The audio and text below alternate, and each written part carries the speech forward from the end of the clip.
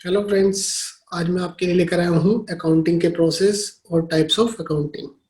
जैसा कि मैंने अपनी पहली वीडियोस में आपके साथ अकाउंटिंग की टर्मिनोलॉजी और अकाउंटिंग के प्रिंसिपल्स को डिस्कस किया था, तो आज हम डिस्कस करेंगे अकाउंटिंग के प्रोसेस और टाइप्स ऑफ अकाउंटिंग।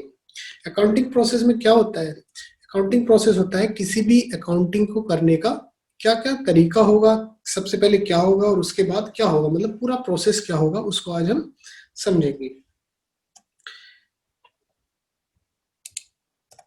तो अकाउंटिंग प्रोसेस या साइकिल क्या होता है? सबसे पहले हम देखते हैं कि बिजनेस में कोई भी ट्रांजैक्शंस होता है। ट्रांजैक्शन किसी भी नेचर का हो सकता है, या तो हमने सेल की हो या परचेज किया हो, या बैंक से कोई कैश विड्रॉ किया हो, या बैंक में कोई कैश डिपॉजिट किया हो, या हमने व्यापार में कोई मशीन परचेज की हो। ये सब क्या होते हैं? बिजनेस के ट्रांजैक्शंस होते हैं। तो ये सबसे पहला पड़ाव होता है अकाउंटिंग के प्रोसेस का। उसके बाद क्या होता है? उसके बाद हम उस ट्रांजैक्शंस को बिजनेस में रिकॉर्ड करते हैं, अपने बुक्स ऑफ अकाउंट्स में रिकॉर्ड करते हैं, जिसको हम एंट्रीज बोलते हैं। सपोज हमने कोई 1 लाख रुपए की परचेज की है सुनील से, और वो परचेज उधार भी हो सकती है और नगद भी। अगर वो परचेज हमने उधार की है तो हम अपनी जनरल एंट्रीज करेंगे purchase account debited to Sunil, क्योंकि हमने सुनील से 1 लाख रुपए की परचेज की है, वो भी उधार।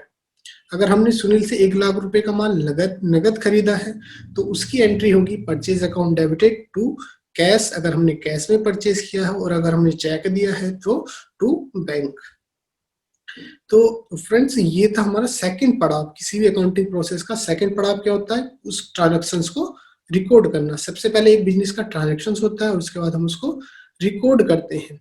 रिकॉर्ड करने के बाद क्या होता है? वो ट्रांजेक्शन्स को पोस्ट किया जाता है उसके लेजर में। सपोज हमने सुनील से उधार परचेज की थी, अब हम सुनील का खाता बनाएंगे कि हमने सुनील से 1 लाख रुपए की परचेज की थी। उसके बाद अगर उसके बाद भी अगर हमने उससे परचेज की है, सपोज उसके बाद हमने उससे 2 लाख रुपए की परचेज की, और उसके बाद उस माल के लिए हमने उसको पेमेंट भी किया, तो हमने 2 बार सुनील से परचेज की, 1 लाख रुपए की और 2 लाख रुपए की। सपोज हमने सुनील को 2.5 लाख रुपए की पेमेंट कर दी बैंक से। तो अब मेरा, जब मैंने ट्रांजेक्शन्स कर लिया था, उसके बाद एंट्री कर ली, उसको मैंने पोस्ट किया अपने लेजर में। तो मैंने सुनील से 2 बार परचेज की थी और 1 बार पेमेंट 2.5 लाख रुपए की। तो अब मेरा जो खाता है वो मेरे को बताएगा कि मैंने 3 लाख रुपए की सुनील से परचेज की थी और 2.5 लाख रुपए की पेमेंट, तो अभी 50,000 रुपए मेरे को सुनील को देना बाकी है। ये मेरे को क्या बताता है? मेरा खाता बताता है।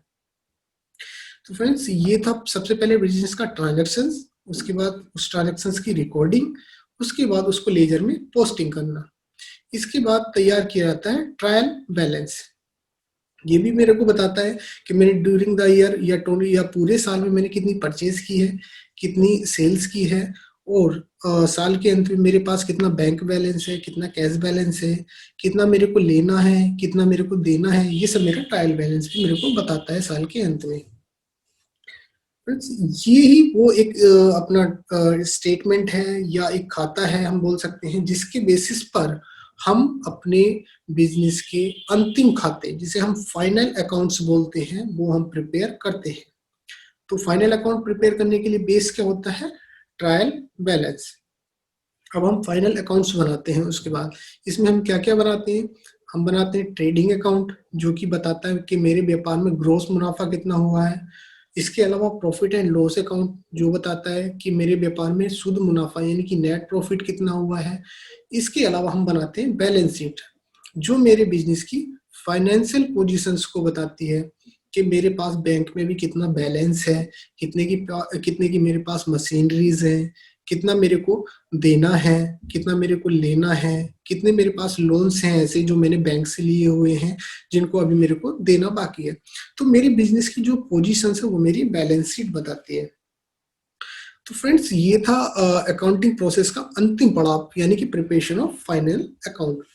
एक बार हम स्टार्टिंग से देखेंगे। सबसे पहले होता है बिजनेस का ट्रांजैक्शंस, उसके बाद उस ट्रांजैक्शंस की रिकॉर्डिंग, उसके बाद पोस्टिंग इन लेजर, उसके बाद उससे बनता है ट्रायल बैलेंस, और ट्रायल बैलेंस से बनते हैं अंतिम खाते, दैट इज फाइनल अकाउंट।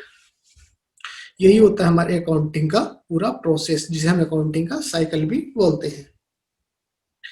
आगे हम डिस्कस करेंगे टाइप्स ऑफ अकाउंटिंग या ब्रांच ऑफ अकाउंटिंग। अब ये अकाउंटिंग अलग-अलग तरीके की क्यों है? क्योंकि कंपनी भी अलग-अलग तरीके की होती है, अलग-अलग तरीके के बिज़नेस में होती है, अलग-अलग टाइप का बिज़नेस करती है। कोई कंपनी ट्रेडिंग करती है, कोई कंपनी मैन्युफैक्चरिंग करती है, कोई कंपनी सर्विस प्रोवाइड करती है, इसलिए ये अलग-अलग तरीके की अकाउंटिंग भी होती है। सबसे पहले हम देखेंगे फाइनेंशियल अकाउंटिंग को। फ्रेंड्स, ये अकाउंटिंग सभी तरीके की कंपनी में यूज़ की जाती है, चाहे वो कंपनी ट्रेडिंग का बिज़नेस करती हो या मैन्युफैक्चरिंग में इन्वॉल्व हो या सर्विस इंडस्ट्रीज़ में हो। इस फाइनेंशियल अकाउंटिंग में हम क्या-क्या प्रिपेयर करते हैं? हम प्रिपेयर करते हैं income statement, trading account, profit and loss account और बैलेंस शीट। जैसे कि मैंने बताया, ट्रेडिंग अकाउंट में हम देखते हैं कि मेरे व्यापार में ग्रॉस मुनाफा कितना हुआ है। प्रॉफिट एंड लॉस अकाउंट बताता है मेरे को शुद्ध मुनाफा कितना हुआ है, दैट इज नेट प्रॉफिट कितना हुआ है। और बैलेंस शीट मेरे बिजनेस की फाइनेंशियल पोजीशंस को बताती है। तो ये इसमें हम फाइनेंशियल अकाउंटिंग में हम इन सब चीज़ों को प्रिपेयर करते हैं। दूसरी होती है अपनी कॉस्ट अकाउंटिंग। ये अकाउंटिंग केवल उन्हीं कंपनियों के द्वारा यूज की जाती है जो कंपनी मैन्युफैक्चरिंग में इन्वॉल्व होती है, यानी कि किसी भी प्रोडक्ट को मशीन के द्वारा बनाकर बेचती है। सपोज मेरी कोई बिस्किट की कंपनी है और मेरे को जानना है कि उस बिस्किट को बनाने में कितनी कॉस्ट लगती है, या उस कॉस्ट में मटेरियल का कंपोनेंट कितना होता है, लेबर का कंपोनेंट कितना होता है और ओवरहेड का कंपोनेंट कितना होता है। तो ये सब मेरे को कॉस्ट अकाउंटिंग बताता है। तो इसमें हम क्या देखते हैं? इसमें हम कैलकुलेट करते हैं total cost, cost per unit, production and manufacturing related cost. इसमें बेसिकली प्रॉफिट तो हम इस अकाउंटिंग में भी कैलकुलेट करते हैं, लेकिन ये प्रॉफिट मेरे फाइनेंशियल अकाउंटिंग के प्रॉफिट से अलग होता है, क्योंकि इसमें कई चीजें हैं जो कि नहीं कंसीडर की जाती। अगर आप बीकॉम कर रहे हैं या बीकॉम करेंगे तो उसमें एक आपके लिए चैप्टर आएगा जिसका नाम है reconciliation of cost accounting and financial accounting, जहां पे आप इस चैप्टर में आप प्रॉफिट, दोनों के प्रॉफिट को कैलकुलेट करेंगे। It is used by only those firms which are in the business of manufacturing of product। जैसे कि मैंने आपको पहले ही बताया, ये अकाउंटिंग केवल उन्हीं कंपनियों के द्वारा यूज की जाती है जो अपने प्रोडक्ट को मैन्युफैक्चर करके बेचते हैं। फ्रेंड्स, अगली जो अकाउंटिंग है अपनी, वो है मैनेजमेंट अकाउंटिंग।